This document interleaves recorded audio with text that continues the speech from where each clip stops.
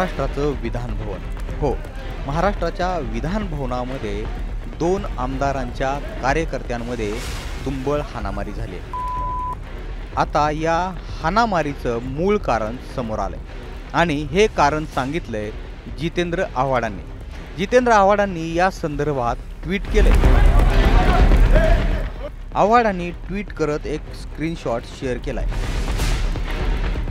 यामध्ये शिवीगाळ केल्याचे मेसेजेस दिसून येत आहेत, जे आपण स्क्रीनवर सुद्धा बघू शकता. या संदर्भात जितेंद्र आव्हाडांनी विधानसभेमध्ये सुद्धा मुद्दा उपस्थित केलाय. त्यांनी काय म्हटलंय ते बघा.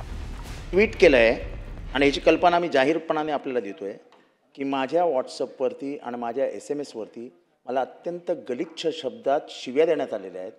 मला मारण्याची धमकी देण्यात आली होती आणि आज सभागृहाच्या बाहेर काही गुंड ठेवण्यात आले होते.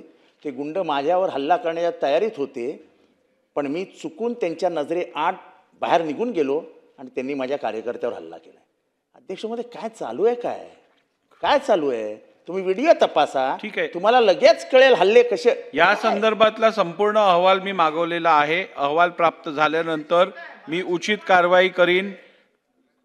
मला जीवे मारण्याची धमकी आहे. मी तुमच्या या नावाने ट्विट संदर्भातला केलंय. संपूर्ण अहवाल मागितलेला आहे. माझ्या जीवे मारण्याच्या धमकीचं काय? या सभागृहातील आणि विधिमंडळातील सदस्यांच्या सुरक्षतेची ह्या परिसरातली जबाबदारी माझी आहे आणि त्या संदर्भात उचित कारवाई मी करेन.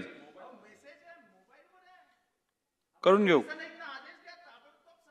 मला अरेस्ट करा म्हणून या संदर्भात उचित कारवाई केली जाईल. अध्यक्ष मत गांभीर्याने घ्या. उद्या जीव अगदी जायचा. गांभीर्याने तुमच्या काही अध्यक्ष काळजी मत करू जीव नका. जायचा आमचा.